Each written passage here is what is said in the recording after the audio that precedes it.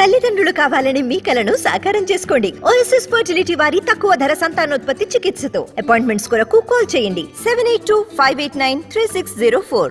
అబద్దాలతో తెలంగాణలో కాంగ్రెస్ అధికారంలోకి వచ్చిందని, ప్రభుత్వం త్వరలోనే పడిపోతుందని రాజ్యసభలో వైసీపీ ఎంపీ విజయసాయిరెడ్డి చేసిన వ్యాఖ్యలకు కౌంటర్ ఇచ్చారు Jaggareddy.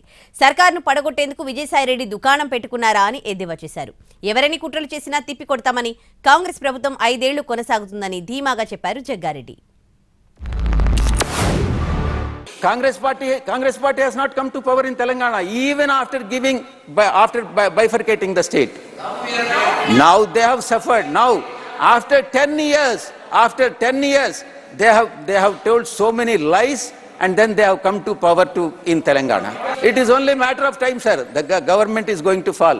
Your government in Telangana is going to fall. It is only a matter of time. దుకాణం పెట్టుకున్నాను ఏమన్నా ఈ పార్టీని వాడేయాలని ఈ గవర్నమెంట్ని వాడేయాలని దుకాణం పెట్టామా? అసలు విజయసాయిరెడ్డికి అనేటానికి విలువలు ఉన్నాయా? విజయసాయిరెడ్డికి విలువలు ఉన్న నాయకుడు అసలు? ఒక సందర్భంలో జగన్ ముఖ్యమంత్రి అప్పుడున్న కేసీఆర్ ముఖ్యమంత్రి దగ్గరికి ఇంటికి పోతే ఆ రోజు వీడియోస్ మనం చూసినాం. ఆ రోజు 2 కాళ్ళ మీద విజయసాయిరెడ్డి పడ్డాడు, కాళ్ళు మొక్కాడు విజయసాయిరెడ్డి. నాకు చాలా సిగ్గు అనిపించింది నాకైతే. అక్కడ జగను, ఇక్కడ కేసీఆర్, అక్కడ జగను, ఈ మీడియేటర్ విజయసాయిరెడ్డి, ఇదొక ప్రయోగం జరుగుతున్నది.